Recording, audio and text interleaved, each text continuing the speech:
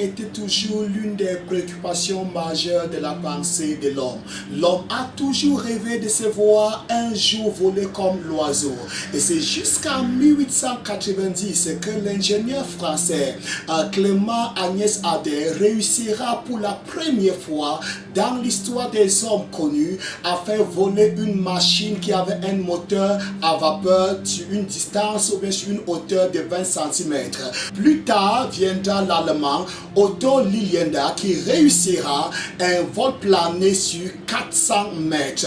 On parlera aussi du franco-brésilien Alberto Santos qui travaillera à rendre manœuvrables les ballons. Et c'est jusqu'en 1903 que les frères Wright réussiront à effectuer un vol contrôlé à bord d'un avion. Mais est-ce que tu sais qu'avant le français Clément Agnès, avant l'allemand Otto Lilienthal, avant le franco-brésilien Alberto Santos, 2700 ans avant les frères Wright, soit 2800 années aujourd'hui, un homme a décollé à bord d'un appareil volant non loin du Jourdain. Et cet homme marchait avec son disciple. Juste quand ils ont traversé le Jourdain, son disciple a vu un appareil qui est descendu, qui a atterri au milieu d'eux, qui les a séparés l'un et l'autre. Et cet homme a été enlevé au ciel. Alors nous pouvons comprendre que l'avion n'est pas quelque chose d'aujourd'hui. L'avion a toujours existé, peut-être pas dans notre monde connu, mais dans l'autre monde. Il est très important à savoir que lorsque vous partez dans 2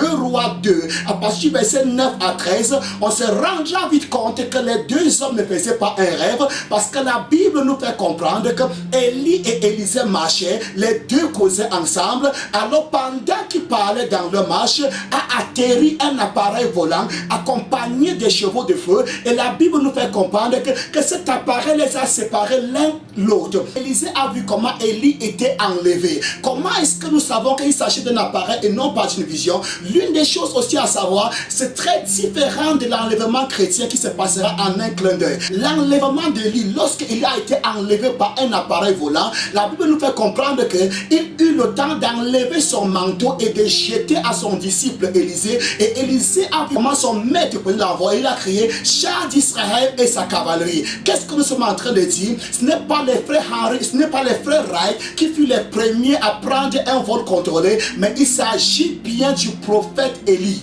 La question maintenant sera de savoir pourquoi est-ce qu'il a appelé cet appareil les chars de feu et les chevaux de feu. C'est tout simplement parce qu'à cette époque-là, il n'existait pas encore de moteurs à combustible, et la seule description qu'il faut donner de cet appareil, ce n'est que de s'appeler des chars de feu et des chevaux de feu. Mais il faut oublier toute idée selon laquelle cet appareil pouvait être des chevaux naturels. Non, les chevaux naturels n'ont pas de feu, les chars de l'époque n'avaient pas de feu. La seule description qu'il faut donner concernant l'appareil qu'il voyait était les feux qui dégagent de cet appareil. On peut voir de cet appareil aujourd'hui quelque chose comme des missiles, quelque chose comme des moteurs à combustible, quelque chose comme des engins spatiaux qu'on envoie dans les airs et qui laissent passer, qui dégagent un feu de projectile.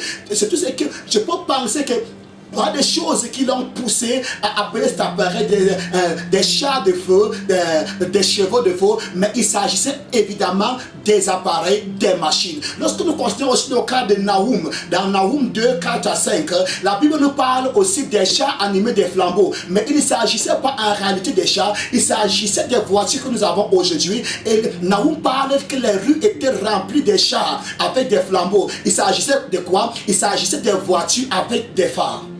C'est la raison qui nous pousse à croire que s'il a appelé ces engins des chars de feu, c'est tout simplement parce qu'en cette époque-là, il n'y avait pas une description à laquelle il pouvait décrire en dehors des chars de feu et des chevaux de feu qui étaient des appareils roulants à cette époque.